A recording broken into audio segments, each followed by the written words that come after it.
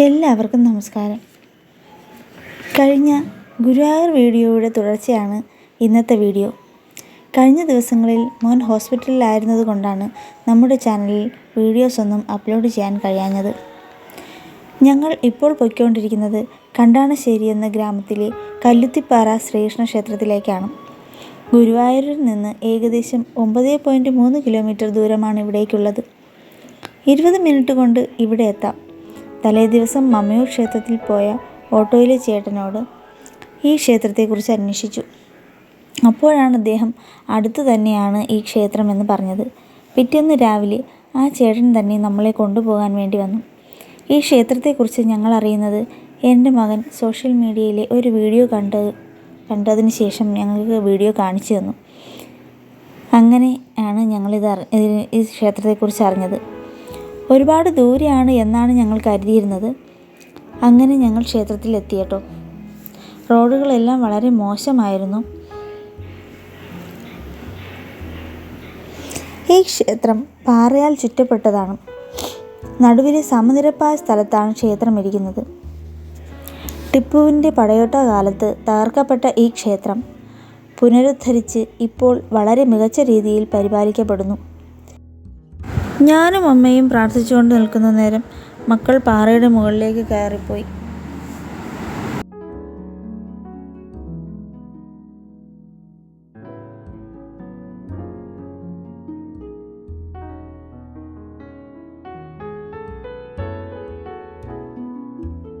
ഞാനും അങ്ങനെ തൊഴുതിട്ട് പാറയുടെ മുകളിലേക്ക് കയറിപ്പോവുകയാണ് കേട്ടോ.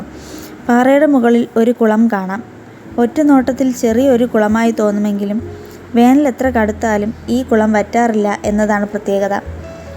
ഏകദേശം 12 അടിയിൽ കൂടുതൽ താഴ്ച ഇതിനുണ്ടെന്നാണ് പറയപ്പെടുന്നത്.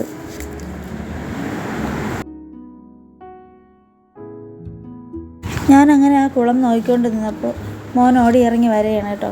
ആ കുളത്തെക്കുറിച്ച് ഇങ്ങനെ പറഞ്ഞു തരാനൊക്കെ വേണ്ടി. അവനാണല്ലോ ഇത് കണ്ടുപിടിച്ചതൊക്കെ.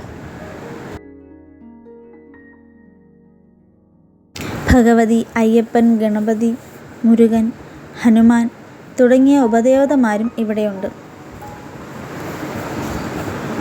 മുകളിലാണ് ഗുരുവായൂരപ്പൻ്റെ കാൽപാദം കാണാൻ കഴിയുന്നത്. അങ്ങനെ ഭഗവാന്റെ കാൽപാദത്തിനടുത്തേക്ക് നടക്കുകയാണ് കേട്ടോ.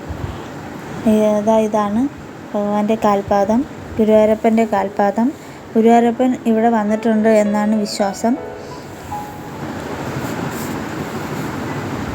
വിശേഷ പൂജകളും ഒക്കെ ഇവിടെ നടക്കാറുണ്ട്. പാദപൂജയും ഒക്കെ നടക്കാറുണ്ട് എന്നാണ് പറയുന്നത്.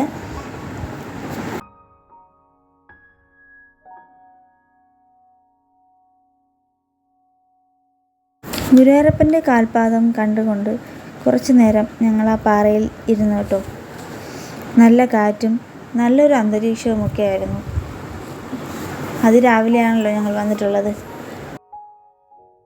അങ്ങനെ അവിടെ ഇരുന്നപ്പോൾ മക്കൾക്ക് 3 പേർക്കും ഓരോ മയിൽപ്പീലികൾ കിട്ടി കേട്ടോ. അങ്ങനെ അവർ ആ മയിൽപ്പീലിയൊക്കെ വെച്ച് വളരെ സന്തോഷത്തോടുകൂടി അവിടെ വന്നിരിക്കുകയാണ്.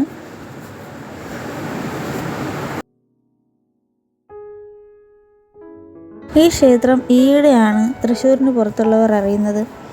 സോഷ്യൽ മീഡിയ വഴി വീഡിയോകൾ കണ്ടുകൊണ്ട് ഗുരുവായൂർ വരുന്ന നിരവധി ഭക്തർ ഇവിടെ വരാറുണ്ടെന്നാണ് അവിടെയുള്ള ഒരാൾ പറഞ്ഞത്. അങ്ങനെ ഞങ്ങൾ അവിടെ പാറയുടെ മുകളിൽ നിന്ന് താഴേക്ക് ഇറങ്ങി കേട്ടോ. താഴോട്ട് ഇറങ്ങി വന്നപ്പോഴേക്കും കുളത്തിൽ കണ്ട ആ ഒരു പൂവ് കുറേ കൂടെ വിരിഞ്ഞിട്ടുണ്ട്. അങ്ങനെ അതൊക്കെ കണ്ടുകൊണ്ട് താഴോട്ട് നമ്മൾ ഇറങ്ങി വന്നപ്പോൾ അവിടെ ഒരാൾ പറഞ്ഞു, ഇവിടെ ഒരു വൃന്ദാവനം ഞങ്ങൾ ഒരുക്കിയിട്ടുണ്ട്, അതൊന്ന് കണ്ടിട്ട് പോകുമെന്ന് പറഞ്ഞു. അവിടെ ഊഞ്ഞാലൊക്കെ കെട്ടിയിട്ടുണ്ടെന്ന് പറഞ്ഞു. അങ്ങനെ ഞങ്ങൾ അതെന്താണെന്ന് കാണാൻ വേണ്ടി ഞങ്ങൾ അങ്ങോട്ട് പോയി കേട്ടോ.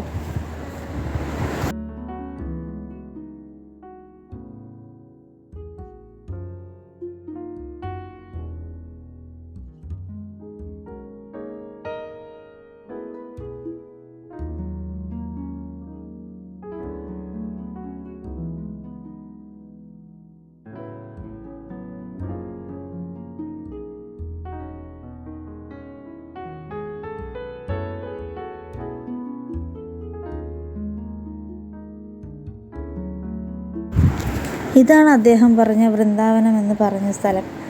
മുളകൾ നിറയെ തിങ്ങി വളർന്നു നിൽക്കുന്ന ഒരു പ്രദേശം. ക്ഷേത്രത്തിന് തൊട്ടടുത്തായിട്ടാണ് അവർ ഇത് ഒരുക്കിയിട്ടുള്ളത്. ഇവിടെ വെഡ്ഡിങ് ഫോട്ടോഷൂട്ടിനൊക്കെ വേണ്ടി ആളുകൾ വരാറുണ്ടത്രേ. അങ്ങനെ ഞങ്ങൾ അവിടെ കുറച്ച് നേരമൊക്കെ നിന്നു. മക്കളും ഞങ്ങളുമൊക്കെ ഊഞ്ഞാലൊക്കെ ആടി ഫോട്ടോസും വീഡിയോസും ഒക്കെ എടുത്തു.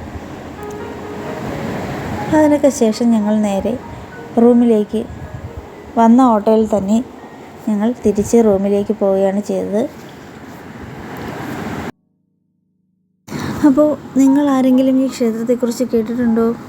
ആരെങ്കിലും പോയിട്ടുണ്ടോ? ഉണ്ടെങ്കിൽ പോയ അനുഭവങ്ങൾ കമൻറ്റ് ചെയ്യണേ.